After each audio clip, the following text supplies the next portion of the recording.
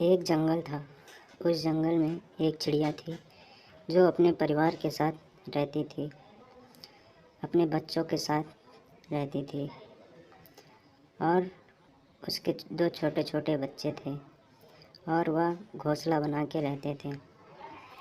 और चिड़िया का जो पति है वो बच्चों के लिए दाना चुगने का काम करता था और अपने परिवार की देखरेख करता था। दोनों आराम से ज़िंदगी बिता रहे थे। दोनों एक साथ अपने परिवार के साथ रहते थे।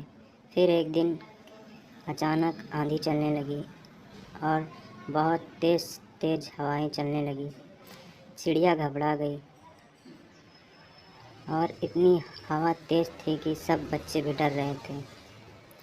चिड़िया चुपचाप सहमी सी बैठी हुई थी, जो अपने पति से बोल रही थी कि देखो इतनी तेज़ हवा चल रही है, कहीं मेरा घोंसला ना उड़ जाए।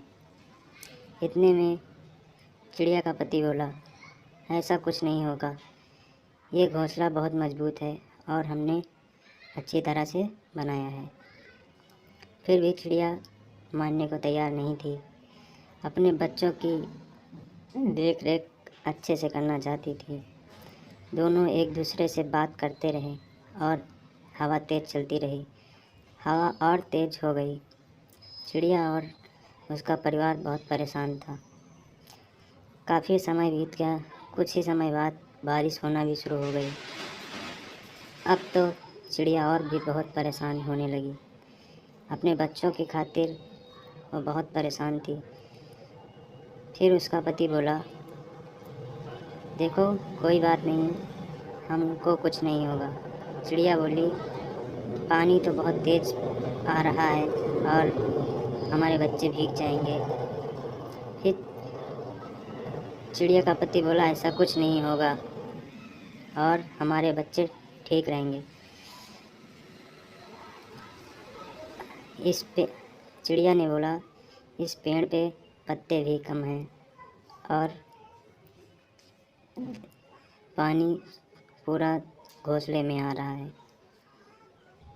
यह बात सुन के कौवा दुखी हुआ और बोला, हाँ ये तो सही है, पतझड़ का मौसम है, इसीलिए पेड़ पे पत्ते कम हैं।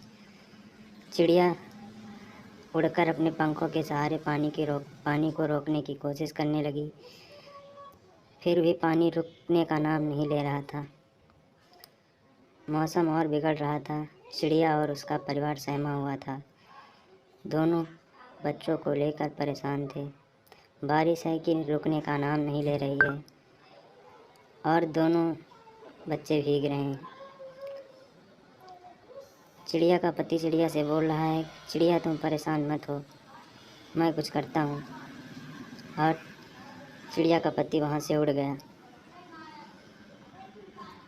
उड़ते उड़ते वह एक जंगल में जा पहुँचा, जहाँ पे उसने एक बहुत बड़ा पेड़ देखा।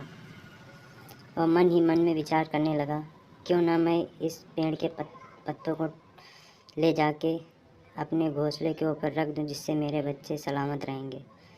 और वह तुरंत पेड़ से पत्ते लेके अपने घोंसले की तरफ उड़ा और अपने बच्चों के पास जाने लगा